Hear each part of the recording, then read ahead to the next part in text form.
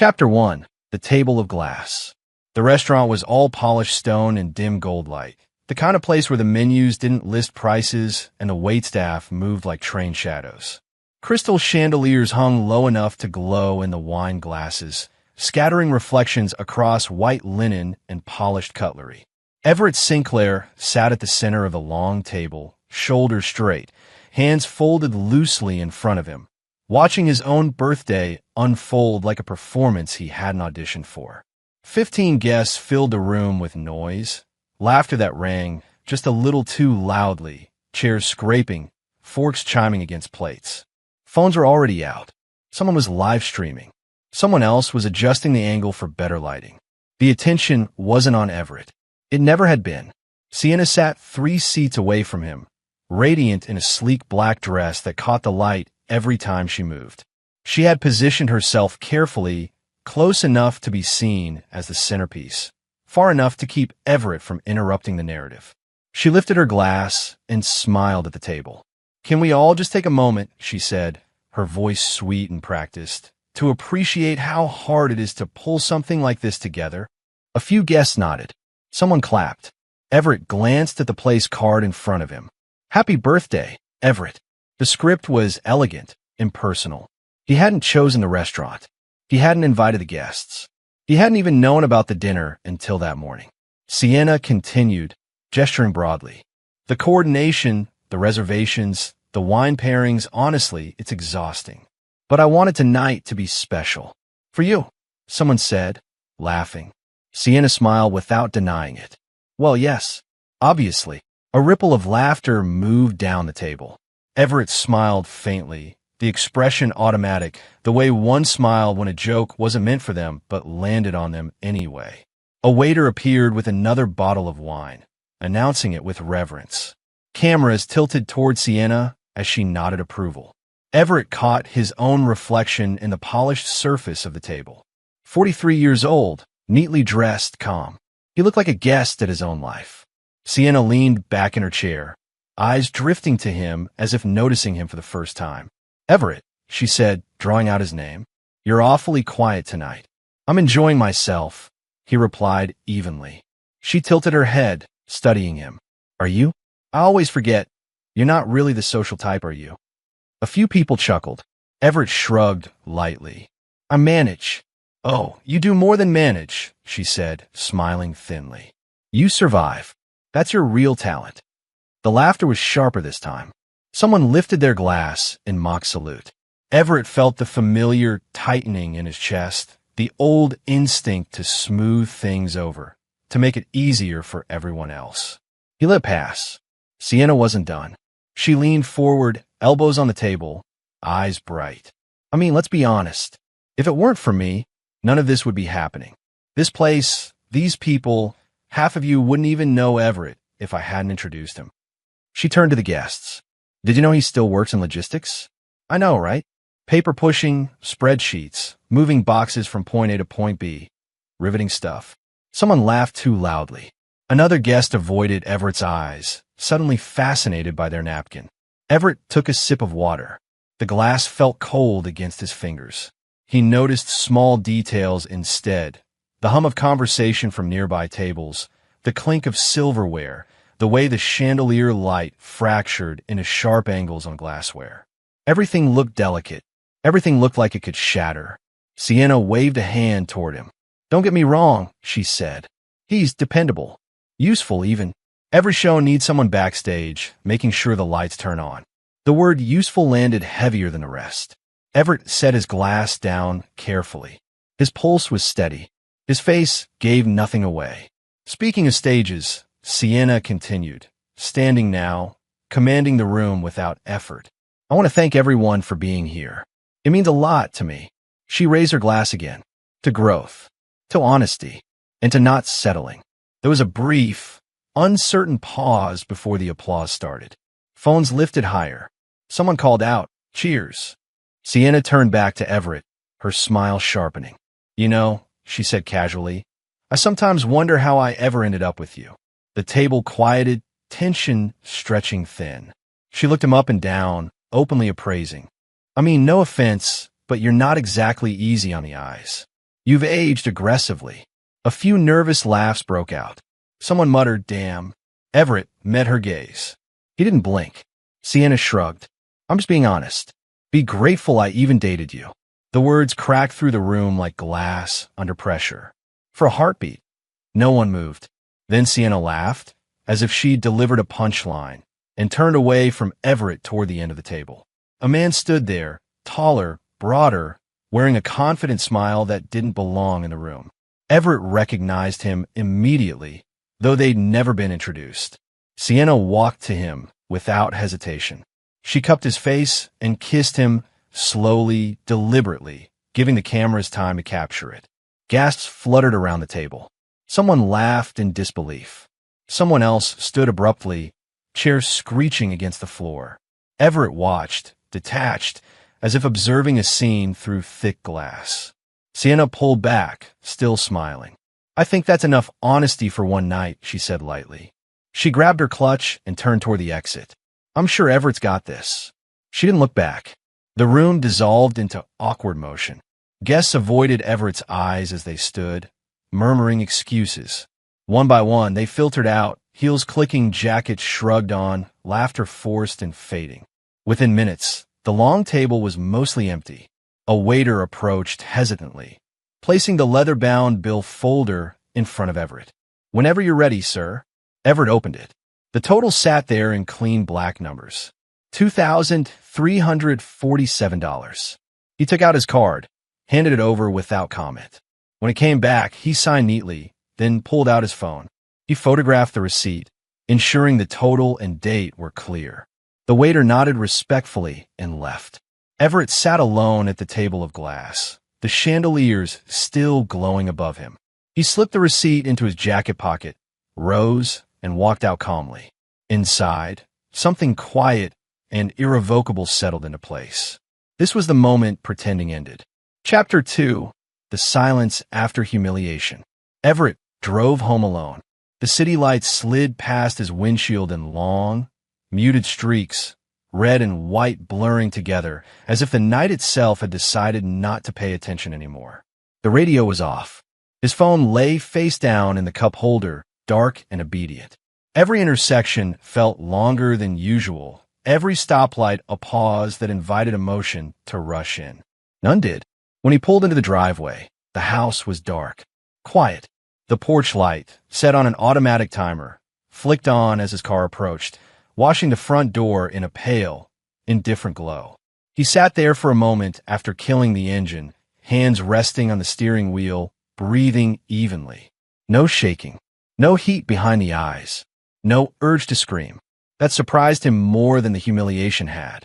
Inside, the house smelled faintly of lemon cleaner and the dinner Sienna hadn't bothered to finish cooking earlier that evening. Everett hung his jacket carefully in the hall closet, straightening it on the hanger, as if the fabric might remember how it was treated. His shoes went neatly onto the mat. The motions were deliberate, almost ceremonial. He walked through the living room without turning on the lights. The furniture sat exactly where it always had. Family photos lined the mantel, vacations, birthdays, school events. Smiling faces frozen mid-laughter. He paused briefly in front of one frame. The four of them at the beach 2 summers ago, Sienna's arm draped possessively over his shoulder. He didn't linger. The office was at the back of the house, behind a door that had always remained locked. Everett keyed in the code, then added a thumbprint, then a second factor from a small device clipped inside his pocket. The door opened with a soft click. Inside, the room was spare. No family photos, no decorations, just a desk, a high-backed chair, and a concealed server rack humming quietly behind a false panel in the wall. He closed the door behind him and finally turned on the light. The glow revealed what he'd built slowly, patiently, over years. Everett sat down and powered up the terminal. The screen came to life, black at first, then populated with clean lines of text. He entered a passphrase he hadn't spoken aloud in a long time. The system accepted it without hesitation. The vault opened. There was no dramatic reveal, no gasp of disbelief. The truth didn't rush at him. It waited, neatly cataloged, time-stamped, cross-referenced. Everett leaned back slightly, hands folded, and began to review what he already knew was there. Financial records came first. Accounts he recognized, others he didn't. Transfers that had seemed innocuous at the time. Round numbers, spaced weeks apart, now highlighted in red. He clicked into a timeline view, watching as the withdrawals formed a pattern too precise to be accidental. College fund, Isaac. College fund, Harper. The total sat at the bottom of the screen, cold and final. $183,000. Everett nodded once.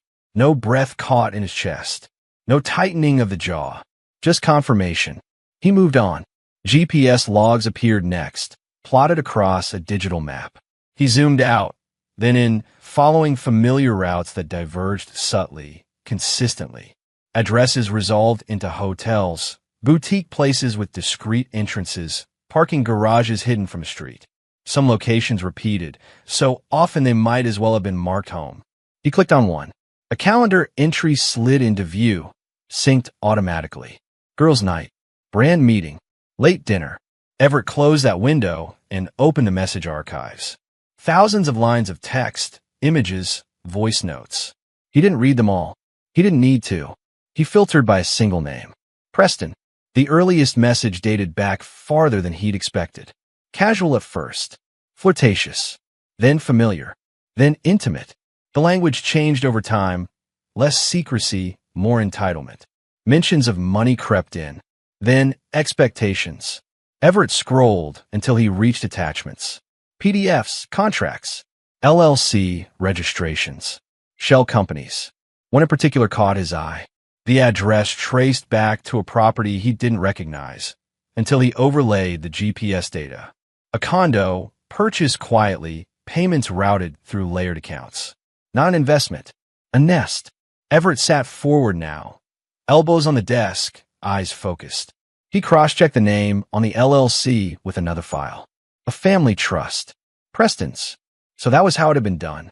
He leaned back again, letting the chair support his weight. His reflection stared back at him from the darkened edge of the screen, calm, composed, almost clinical. This wasn't discovery. It was inventory. There was no rage because rage required surprise. There was no grief because grief required loss. He'd lost nothing tonight. If anything, something had been returned to him. Everett closed the vault methodically, encrypting and sealing it with the same care he'd used to build it. He shut down the terminal, waited for the hum behind the wall to settle back into its quiet rhythm, and stood. Upstairs, the house remained still. He checked the kids' rooms out of habit. Isaac sprawled diagonally across his bed, one arm hanging off the side. Harper's nightlight cast soft stars across her ceiling as she slept curled around a stuffed animal. Everett adjusted the blanket at Harper's shoulder, careful not to wake her. In the master bedroom, he undressed without turning on the overhead light. The bed felt larger than usual. He lay down on his side, facing the window, and listened to the distant sound of traffic easing into the early hours of morning. His phone buzzed once on the nightstand. He didn't look at it. For the first time in months, his mind was quiet. No questions looping. No explanations rehearsed. No denial left to maintain. Only clarity. Everett closed his eyes and slept peacefully for the first time in months. Chapter 3. Morning like nothing happened. Everett woke before the alarm. The house was still wrapped in that thin, fragile quiet that only existed for a few minutes each morning, before responsibility stirred and noise returned. Pale light crept through the blinds, striping the ceiling.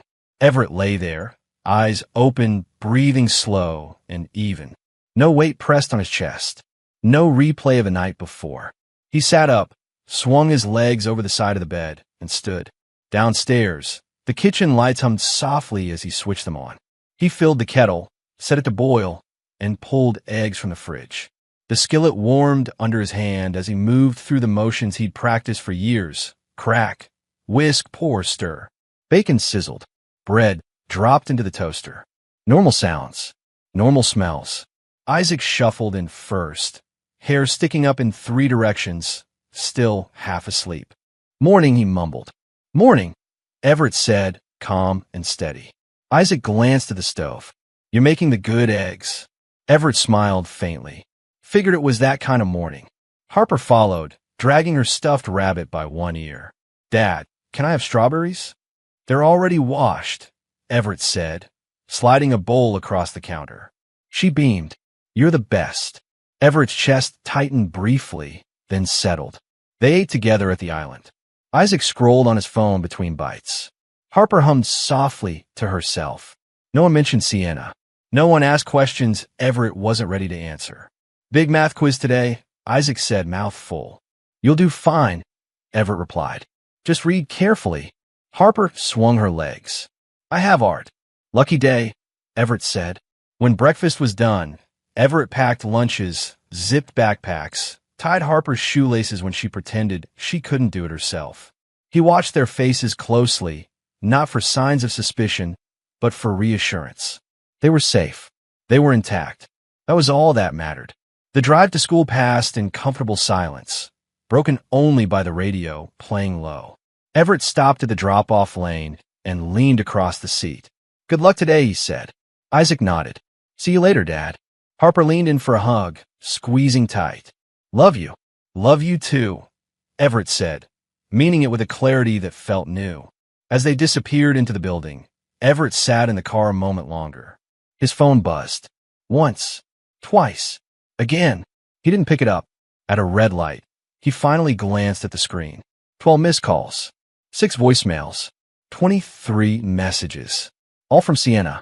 He flipped the phone face down and drove on. At the office, Everett arrived earlier than usual. The lobby smelled faintly of coffee and disinfectant. The receptionist looked up as he passed. "Morning, Mr. Sinclair." "Morning," he replied, nodding.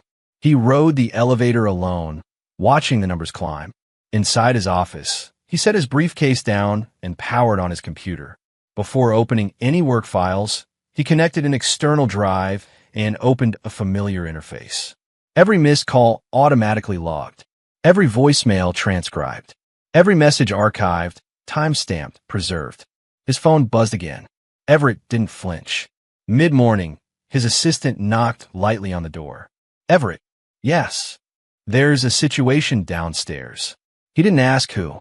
He already knew. Everett stood, straightened his jacket, and followed her to the hallway overlooking the lobby. Sienna's voice carried upward, sharp, insistent, cracking at the edges. "This is ridiculous," she snapped. "I'm his wife. You can't keep me out." A security guard stood calmly between her and the elevator. "Ma'am, you don't have clearance." "I don't need clearance," she said, laugh brittle. "I belong here." Everett watched from above, unseen.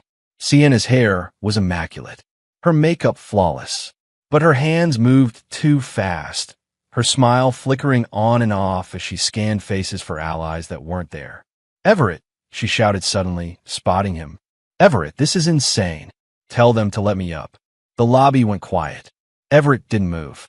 Her expression shifted, confusion first, then irritation. "Are you serious?" she called. "You're really doing this?" He met her eyes across the distance. His face gave her nothing. She stepped forward, but the guard blocked her gently. "Ma'am, you need to leave." Sienna laughed again, high and forced. "You think you can just shut me out? After everything I've done for you?" Everett turned away.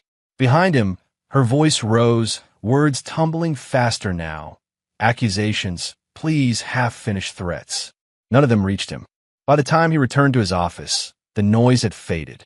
His assistant hovered uncertainly. "Do you want me to?" "No," Everett said. "It's handled." He sat down, reopened his work files, and resumed his day. By noon, the missed calls had climbed higher. Everett's phone remained silent on his desk. Every vibration captured, cataloged, and ignored. He didn't feel victorious. He didn't feel cruel. He felt balanced. By the time evening approached, the shift was complete. Not dramatic, not loud, just undeniable. Everett didn't speak to her, and control had shifted completely. Chapter 4, The Pattern. The cafe Nathan chose was deliberately unremarkable. It sat between a dry cleaner and a closed-down bookstore, the kind of place people passed without noticing. No background music loud enough to interfere. No lingering crowds. 2 exits. Everett clocked all of it the moment he walked in. Nathan was already there, seated with his back to the wall, a black coffee cooling untouched in front of him. He looked older than Everett remembered, more lines around the eyes, more gray at the temples, but his posture was the same. Alert, economical, built from years of watching instead of talking. "Hey," Nathan said, standing briefly. "Hey," Everett replied, taking the chair across from him. They didn't hug. They never had. Their family expressed concern through preparation, not contact. A waitress appeared. Everett ordered coffee. Black. Nathan waited until she left before speaking again. "You sure you want to hear this in public?" Everett nodded once. "Say it." Nathan studied him for a second, then reached into his jacket and slid a thin folder across the table. No dramatic flair. Just facts in manila. "I ran Preston Gallagher like you asked," Nathan said. "Didn't take long." Everett didn't open the folder yet. Because guys like him leave tracks," Nathan said. "They think they're clever. They're not." Everett opened the folder. Photographs, bank statements, names, dates, faces of women smiling beside a man who knew exactly how to look trustworthy. Nathan leaned back. Preston doesn't hunt randomly. He targets married women with high household assets and low emotional friction. Everett's eyes moved steadily across the page. "Translation?" Everett asked. "He looks for women who feel unseen," Nathan said. "Who think they're smarter than their husbands. Who want validation without consequence." Everett flipped to the next page. Once he's in, Nathan continued, he mirrors them. Their language, their complaints, their fantasies. He convinces them the marriage is the problem. Then he suggests solutions. Everett stopped on a highlighted section. Shell companies. Every time, Nathan said, he nudges them toward investments. Emergency transfers. Joint ventures. College funds are his favorite. Big numbers, emotionally justified. Everett's jaw tightened for half a second, then relaxed. Nathan tapped the folder. He drains them slow enough that nobody notices until it's gone. Then he disappears. "How many?" Everett asked. Nathan exhaled through his nose. "You're looking at number 7. Everett nodded, as if confirming a schedule. "Sienna's not unique," Nathan said carefully. "She's consistent." Everett looked up. She thought she was special. They all do. Everett closed the folder. The clink of ceramic sounded loud in the quiet cafe as he set it down. "So this wasn't about her being powerful," Everett said. "No," Nathan replied. "It was about her being predictable." Everett leaned back, eyes unfocused now, replaying memories through a different lens. The complaints, the contempt masked as humor, the way she'd spoken about deserving more, the way she'd stopped asking and started demanding. She wasn't running anything, Everett said quietly. She was following a script. Nathan nodded. And Preston writes a good script. They sat in silence for a moment. Outside, a delivery truck hissed to a stop. Someone laughed down the street.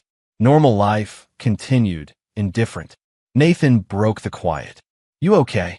Everett met his brother's gaze. "I'm clear. That's not what I asked." Everett considered it, then shook his head slightly. "I'm not angry.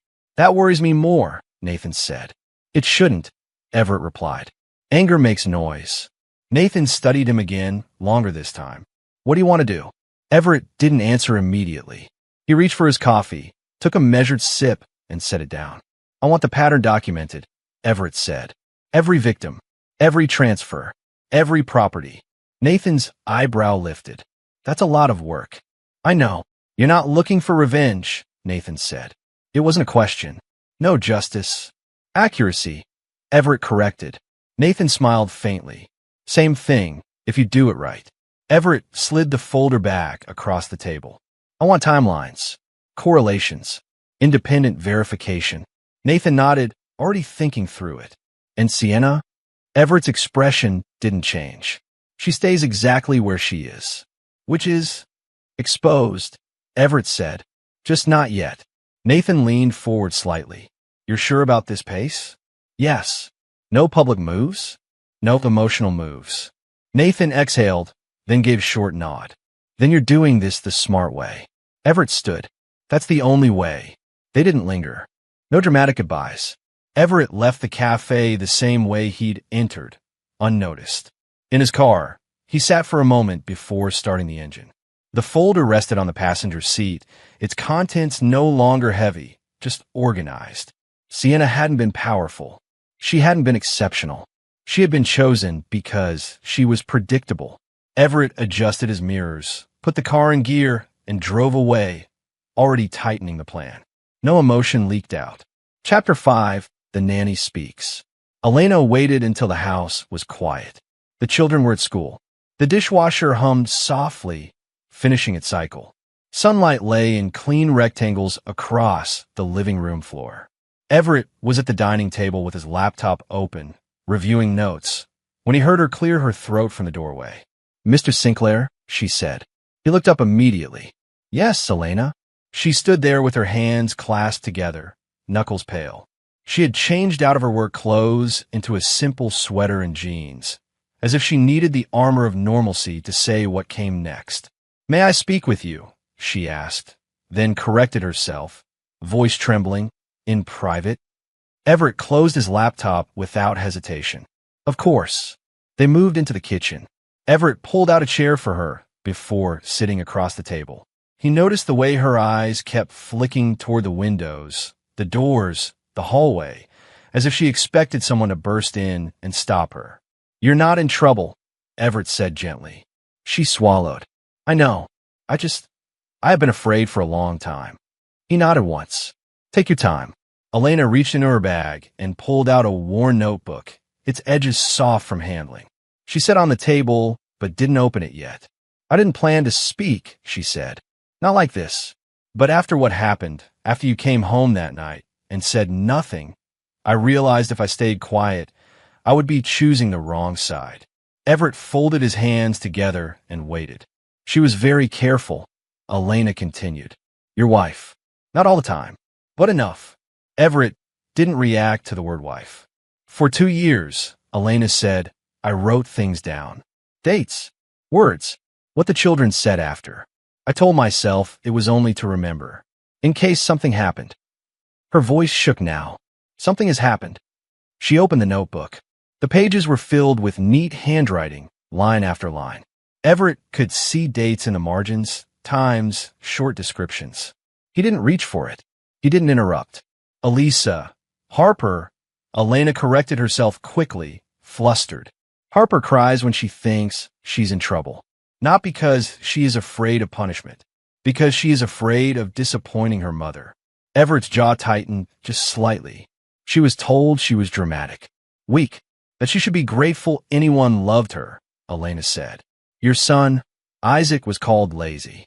A burden. She said he would end up like you." Elena flinched after saying it, as if expecting Everett to explode. He didn't. "There were days," Elena continued, "when she would bring men into the house while you were gone. I stayed because I didn't want the children alone. She told me to stay in my room. She told me if I spoke, if I ever told you, she would report me. She said I would be sent back, that I would lose everything." Tears slipped down Elena's face now. She wiped them away quickly, embarrassed. "I believed her." Everett reached across the table and slid a box of tissues toward her. His voice, when he spoke, was level. "You were protecting them." She nodded. "I tried." She turned the notebook so he could see a particular page. "This is the night she screamed at Harper for spilling juice. She told her she was useless. She told her no one would ever want her." Everett's breath slowed. His hand stayed still. "And this," Elena said, flipping pages, "this is when she said Isaac should stop crying or she would give him a real reason to." Silence filled the kitchen, thick and absolute. "There is more," Elena whispered. "Messages. Recordings. I saved them. Not all. Only what I could." Everett finally spoke. "Where are they?" Elena gestured to her bag. "On a drive. And copies online. I didn't trust just one place." "That was smart," Everett said. She looked up at him then, startled. "You're not angry." "I am focused," Everett replied. She let out a shaky breath, as if something in her had been bracing for impact and found only open ground. "I was afraid you wouldn't believe me," she admitted. "I do," Everett said without hesitation. He stood, walked to the counter, and poured her a glass of water. When he sat in front of her, his hand was steady. "Elena," he said, meeting her eyes, "no one will deport you. No one will threaten you again. Her lips parted. You can't promise that. I can, Everett said. And I will. He sat back down and took out his phone, not to check messages, but to make notes. You will have legal counsel, he said.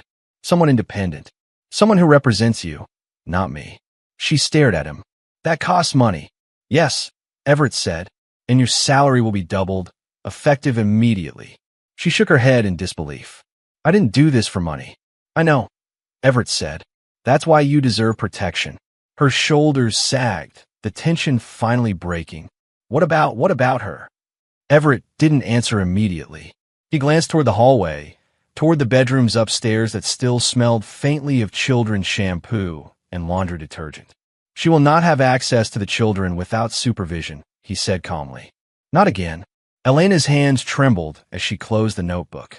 I will testify, she said. If you ask me to. I will, Everett replied. But only when you are safe. She nodded, wiping her eyes again. Thank you. Everett stood, signaling the conversation was over. Not because it was done, but because it had been heard. As Elena left the kitchen, clutching her bag like a lifeline, Everett remained at the table. He stared at the closed notebook for a long moment, then reached out and placed his hand on it. Not in anger, not in grief, but in acknowledgement. The case was no longer about cheating. It was about protecting children. Chapter 6, The DNA Truth. The envelope had been sitting in Everett's desk drawer for 3 days. He hadn't avoided it. He hadn't forgotten it. He had simply waited until the house was quiet enough to hear his own thoughts without interruption. Now, late in the evening, with the children asleep upstairs and the soft tick of the hallway clock marking time, he slid the drawer open and took it out. Plain, white, no logos. He carried it to the dining table and sat down, placing it squarely in front of him. For a moment, he rested his palms flat on the wood, grounding himself. He wasn't afraid of what was inside. He already knew that too. Everett had ordered the tests weeks ago, long before the restaurant, long before the public collapse. He'd done it quietly, carefully, medical appointments framed as routine checkups, samples collected without drama, consent forms signed with a steady hand. There had been no accusations then, only preparation. He opened the envelope. The pages inside were clinical, precise. Names, identification numbers, percentages. Everett's eyes moved immediately to the conclusions. Isaac Sinclair, probability of paternity. 99.99%. He exhaled slowly, not in relief, but in confirmation. His mind flicked briefly through memories.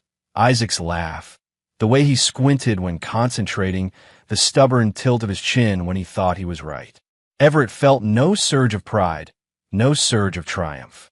The bond had never been in question. He turned the page. Harper Sinclair, probability of paternity. 0%. There it was. Clean, final, unemotional. Everett didn't flinch. For a long moment, he simply stared at the words, letting them exist without interpretation. His chest rose and fell evenly. There was no ringing in his ears, no narrowing of vision. The truth settled into him like a piece clicking into a place already prepared for it. So that was the shape of it. He closed his eyes briefly and pictured Harper as she'd hugged him that morning, arms tight around his neck, whispering "love you" like it was a secret meant only for him. He pictured her drawings taped to the fridge, the way she crawled into his lap when she was tired, the way she trusted him without reservation. Nothing shifted. Still my girl, he murmured aloud to the empty room. Everett folded the pages neatly and placed them back on the table. He leaned back in his chair, staring up at the ceiling, letting the quiet wash over him. Biology was a fact. Fatherhood was a choice made every day, and he had already chosen. He stood and walked upstairs, moving softly past the children's rooms. Isaac slept sprawled across his bed, one leg dangling off the side. Harper lay curled on her pillow, hair fanned out, breathing slow and deep. Everett paused in the doorway, watching her chest rise and fall. There was no distance between them. Not now. Not ever. Back downstairs, Everett returned to the table and opened his laptop. The next steps were already mapped out. He scanned the DNA reports into the same encrypted system as everything else, tagging them carefully, methodically. Paternity confirmed. Paternity excluded. He added notes, cross-references, timelines. This wasn't an emotional record. It was a legal one. Paternity fraud. The phrase sat cold and heavy on the screen. It wasn't revenge that made it important. It was relevance. It explained financial decisions. It explained deception. It explained motive. And in court, explanations mattered. Everett's phone buzzed once on the table. He didn't pick it up. He thought about how easily this knowledge could have broken him if it had arrived differently, through accusation, through confrontation, through cruelty. Instead, it arrived quietly, on his terms, absorbed by a man who had already shed illusions. That was the difference. He closed the laptop and gathered the papers, sliding them into a folder already labeled and sealed. As he stood, he felt something firm settle in his chest. Not anger, not grief, but resolve sharpened by clarity. This didn't weaken him. It fortified everything. Everett turned off the lights and headed upstairs, the folder secured, his steps unhurried. Behind him, the house remained steady, unchanged by the truth now anchored within its walls. His resolve deepened, not cracked. Chapter 7, Alignment. Diana didn't look like someone who had come to beg or accuse. She looked like someone who had already finished crying and moved on to counting receipts. Everett noticed that immediately as she walked into the quiet conference room of the private office Nathan had arranged. No makeup meant to soften anything. No nervous gestures. Just a leather folder held close to her chest and eyes that had learned how to stay steady. "Everett Sinclair?" she asked. "Yes," he said, standing. They shook hands. Hers was firm, deliberate. "I'm Diana Gallagher," she said. Then, without pause, "I was married to Preston." Was. Past tense. Everett filed that away. They sat across from each other at a narrow table. Nathan lingered near the door, unobtrusive, letting the moment belong to them. "I'm not here to apologize," Diana said first. "I didn't know about your wife until recently, but I know what he is." Everett nodded. "So do I." That earned a thin, humorless smile from her. "Then let's not waste time." She opened the folder and began laying out documents with the precision of someone who had practiced this explanation more than once. "Preston Gallagher doesn't exist the way you think he does," she said. "Not legally." Everett leaned forward slightly. "He has used 3 identities in the last decade," Diana continued. 2 social security numbers. Multiple passports. He creates shell accounts under relatives' names, girlfriends' names, sometimes under fake LLCs registered in states that barely verify paperwork. She slid over bank statements, color-coded and annotated. Everett recognized some of the account numbers immediately. "These," Diana said, tapping one page, "are tied to properties. Condos. Short-term rentals. All paid for with money he never earned." Everett's mouth tightened. "College funds." "Yes," Diana said simply. "Yours weren't the first." She didn't say I'm sorry. She didn't need to. The truth did that work on its own. "I stayed longer than I should have," Diana said, "because I wanted proof. Not suspicion, not intuition. Proof that would survive daylight." She met Everett's eyes. "I have it." He believed her. They spent the next hour aligning timelines, comparing notes. Every overlap confirmed what neither of them had wanted to be coincidence. When one document ended, another explained it. When one doubt surfaced, evidence buried it. "He tells them they're different," Diana said quietly. "That they're smarter than his wife, better than their husbands. That this time it's real." Everett exhaled slowly. "They all think they're the exception. They're the pattern," Diana replied. By the time they stood to leave, something unspoken but solid had formed between them. Not friendship, not alliance born of emotion. Alignment. "One more thing," Diana said as she gathered her folder. "He will lie when confronted. Cry, deflect, turn it into chaos." Everett nodded. "Then we won't confront him." Her eyes sharpened. "Good." Thanksgiving arrived dressed in normalcy. The house was full, too full. The smell of roasted turkey and buttered vegetables filled every room. Everett's parents moved easily through the kitchen, practiced and warm. Laughter floated from the living room. Football murmured from the television. Sienna arrived late. She swept in wearing a smile that didn't quite fit the room, heels clicking sharply against hardwood. She kissed Everett's mother's cheek, ignored Everett entirely, and began telling a story no one had asked for. Everett watched her quietly. Dinner was served. Plates were passed. Wine was poured. The table filled with noise and small talk, the ritual of family pretending everything was fine. Halfway through the meal, Everett set his fork down. "I need everyone's attention," he said calmly. Conversation slowed, then stopped. Sienna laughed lightly. "Is this a toast?" "No," Everett said. Something in his tone shifted the room. Chairs stilled. His father frowned slightly, sensing the weight behind the words. "There are things you need to know," Everett continued. "About my marriage. About Sienna." She stiffened. "This is not the time." "It is," Everett said. He didn't raise his voice. He didn't look at her. He looked at his parents. "There's been a long-term affair," he said, "with a man named Preston Gallagher." Gasps circled the table. Sienna's face drained of color. "This man," Everett went on, "has been using false identities to steal money, including money taken from our children's college funds." "What?" Everett's mother whispered. Sienna stood abruptly. "This is insane." Everett placed a folder on the table and slid it forward. $183,000. Documented. Silence fell heavy and sharp. "And there's more," Everett said. Sienna shook her head violently.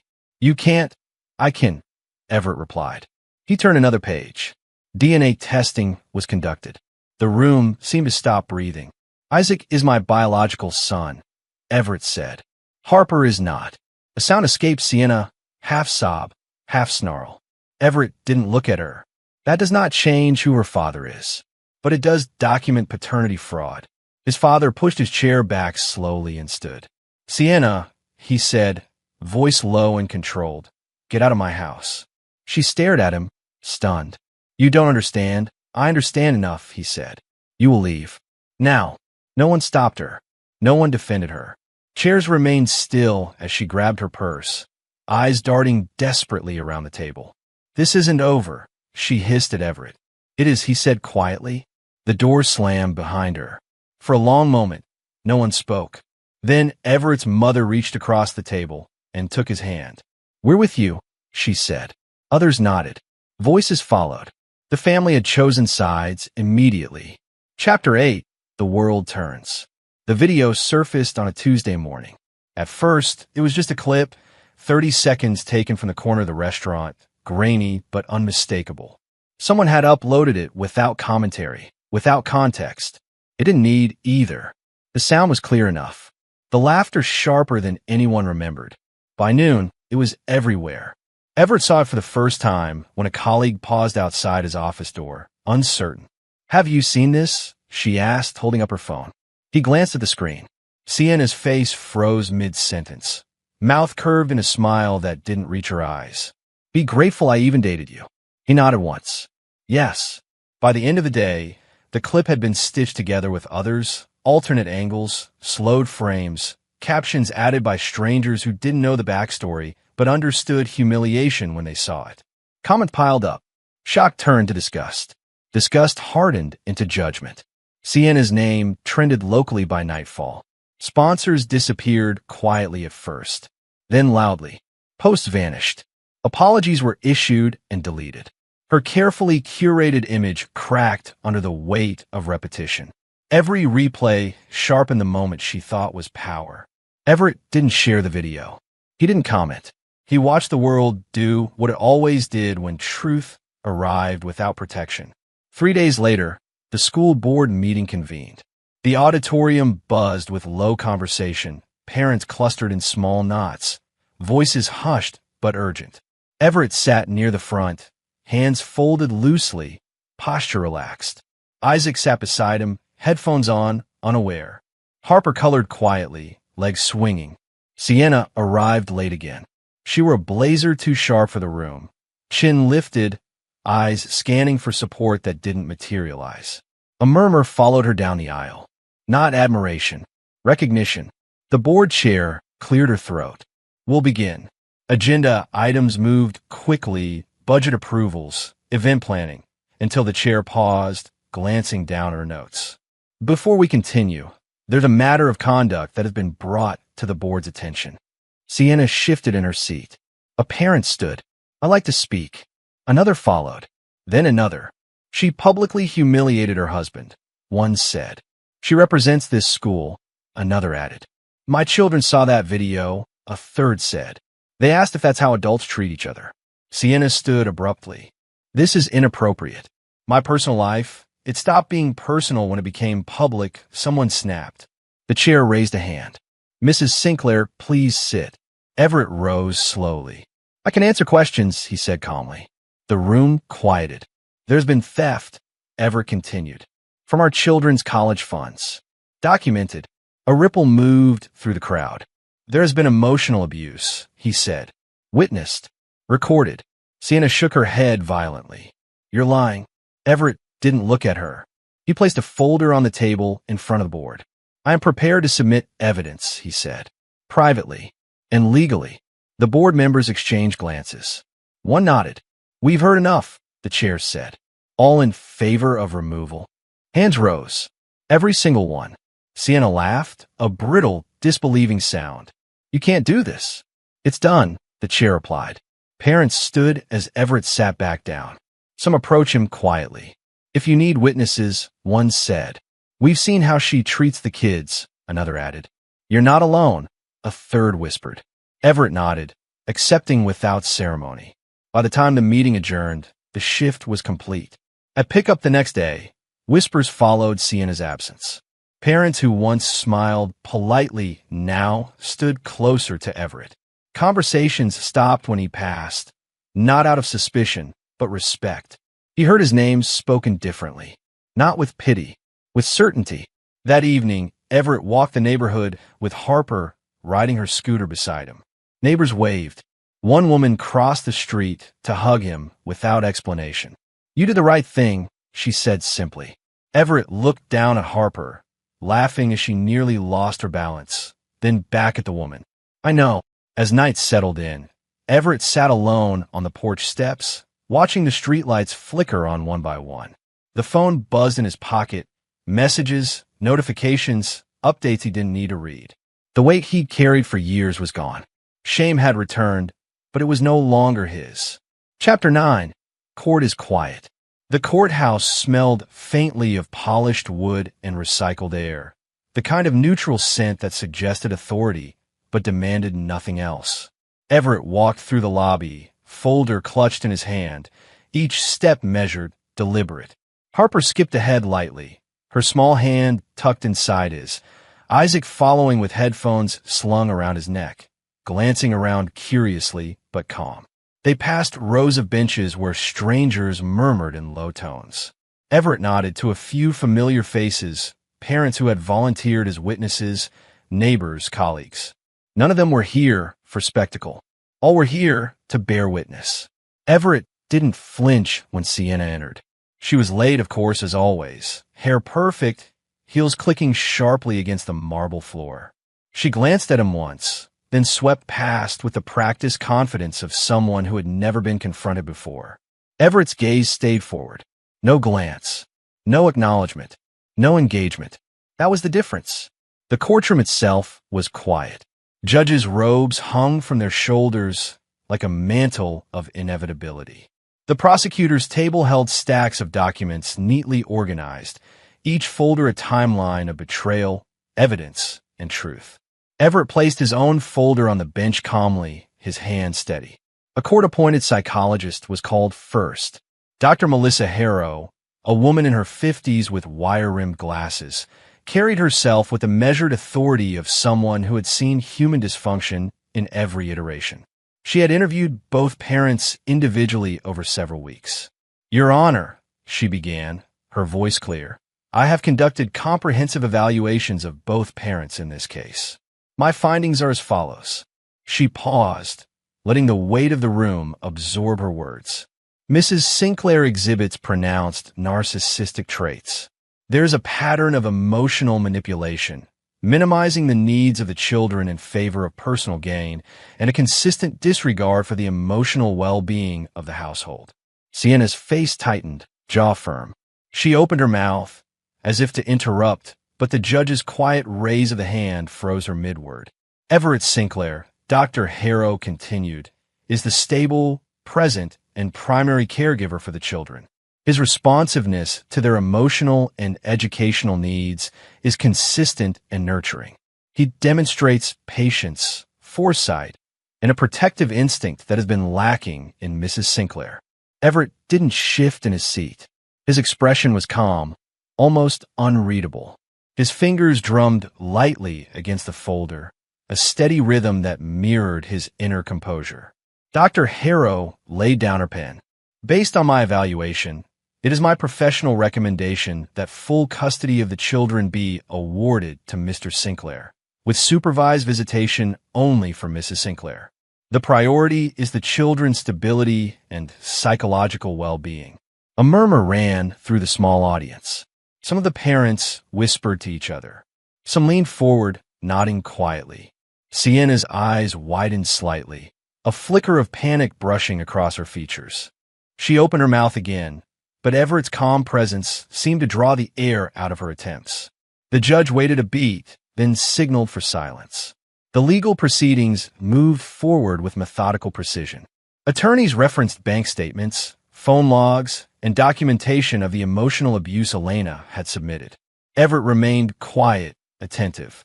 Each piece of evidence was presented, verified, and filed. His voice was used only once to answer a procedural question about verification of the digital vault, but even then, it was low, firm, devoid of drama. The courtroom door opened suddenly, and officers escorted Preston Gallagher in.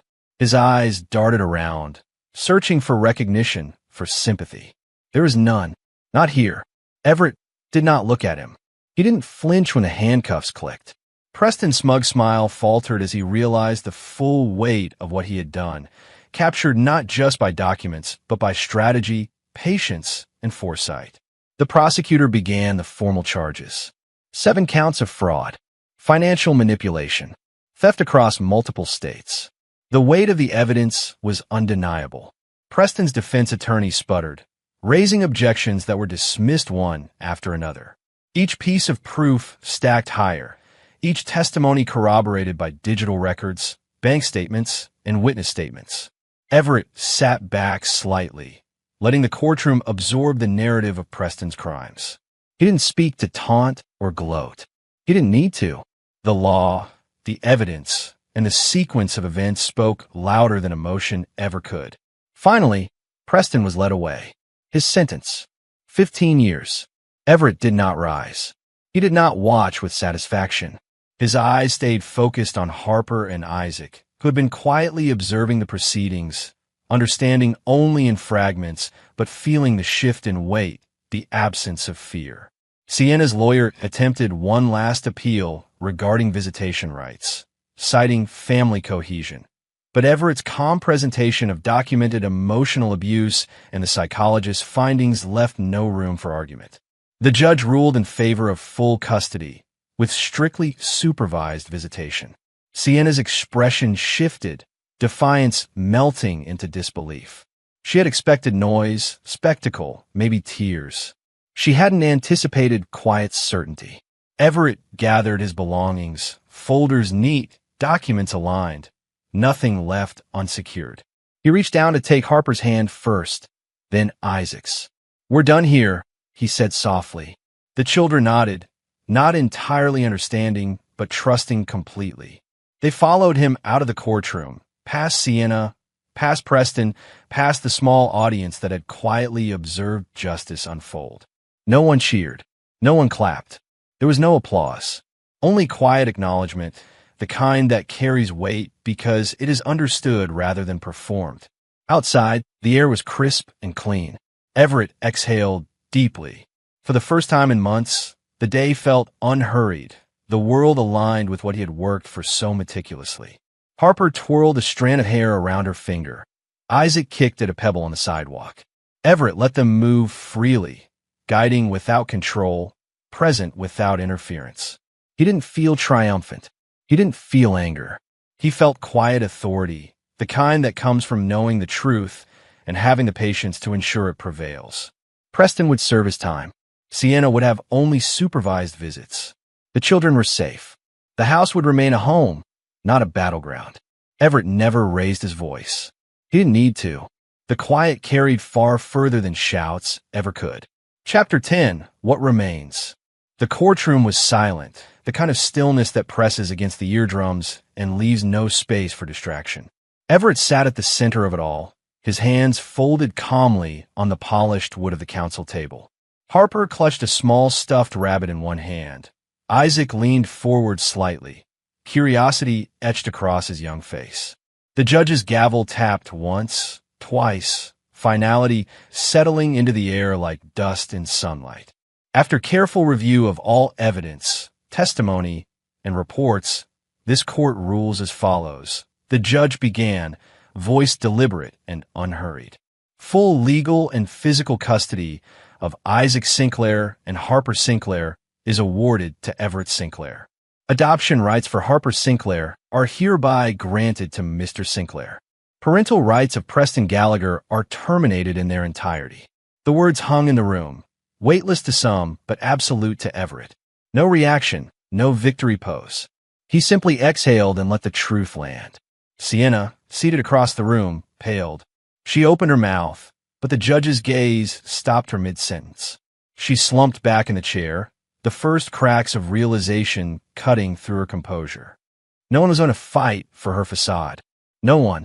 Everett rose slowly. He knelt briefly to whisper Harper, his hand brushing her hair back. "Everything's going to be okay," he said softly. She nodded, eyes wide but trusting. Isaac leaned closer. "Yeah, Dad?" he asked. Everett smiled faintly. "Yeah, we're okay." Outside the courthouse, the sun had dipped low, casting long shadows over the city streets. Everett led the children to the car. Harper chattered about the playground they would visit later. Isaac hummed a tune he had been practicing on his guitar. The weight of tension that had sat heavy on their shoulders for months had lifted, leaving the air almost buoyant. Once home, Everett moved with methodical calm. The house had changed slightly in their absence. The faint smell of dinner lingering in the kitchen, sunlight spilling across the living room floor, the quiet hum of normalcy. He watched his children scatter, Harper twirling around the hallway, Isaac checking on the dog bowl he had insisted on cleaning that morning. Everett paused in the living room, taking a deep breath. The house was peaceful now. No whispered threats, no sudden arguments, no lingering fear.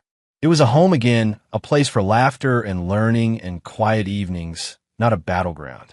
Later that night, after the children had gone to bed, Everett went to the study. He had prepared for this moment for months. A digital vault, locked and time-delayed, waited silently on his desk. Inside would go everything, the evidence, the documentation of Sienna's deceit, the timeline of events, the recordings, the financial records. But more than that, messages for the children, letters he had written them about love, resilience, and integrity. He opened the vault, dragging files from his encrypted drive. Photographs of the children, evidence of protection, explanations of choices made when they couldn't understand. Videos of bedtime stories he had recorded, reminders that even when the world had been chaotic, they had been safe. He set a timer on the vault, a decade before it could be opened. Harper would be 18, Isaac 22. The intention was simple. Truth without poison, legacy without anger. "Everything you need to know, someday," he whispered to the empty study. "Everything you deserve." He shut the vault and leaned back in his chair. For the first time in months, he allowed himself to breathe without calculation. The house felt alive with the quiet of restored normalcy. A new dog padded past his feet, tail wagging in the soft lamplight. The children's laughter drifted up from the bedrooms. Elena, who had become more than a nanny over the past months, now a constant presence of support and care, was quietly putting away laundry, humming a tune. Everett reflected on the journey. The night at the restaurant, the humiliation, the laughter, the bill, had felt like an end at the time, a point of no return. But it had not been the end. It had been the beginning. He thought of the months of research, documentation, silent planning, the careful alignment with Diana, the patient collection of evidence, the quiet legal maneuvering. None of it had required shouting. None of it had required spectacle. Everything had unfolded deliberately, persistently, with patience. He had been tested, and in every test, he had remained steady. His children had been protected. Truth had been documented. Justice had been served. Shame had returned in the world, yes, but not for him. Not anymore. The public humiliation that had once seemed like a permanent scar had been transformed. It had been the spark that forced clarity, focus, and action. The world had witnessed the collapse of Sienna's false image. Her status stripped, her control ended. And yet, Everett had never allowed his emotions to compromise the strategy. He looked at Harper's sleeping form, Isaac's relaxed posture in his room, the quiet domesticity of a house restored. Elena's presence, steady and reassuring, reminded him that family was not only by blood, but by loyalty, by protection, by shared purpose. The digital vault would wait, but life would not. Everett had rebuilt what mattered: trust, safety, presence, and love. He had rebuilt a home where his children could thrive, where mistakes could be corrected by care, and where future challenges could be met with resilience. He walked through the living room, pausing to straighten a cushion, to flick off a lamp, to glance at a family photo on the wall, Isaac grinning with his trophy, Harper holding up her latest painting. He smiled faintly, the kind of smile that comes from deep satisfaction rather than fleeting pleasure. Outside, the night settled over the city quietly, indifferent but forgiving. Everett closed the curtains, turned off the lights, and paused at the doorway to the study. He allowed himself a single thought, whispered as if to seal it in the room. The night of humiliation had not broken him. Shame had failed. Truth endured. Fatherhood won. And in that endurance, in that quiet victory, Everett finally allowed himself to rest. The world had shifted. The children were safe. The house was filled with life again. And he knew, without doubt, that what remained was stronger than anything that had been lost.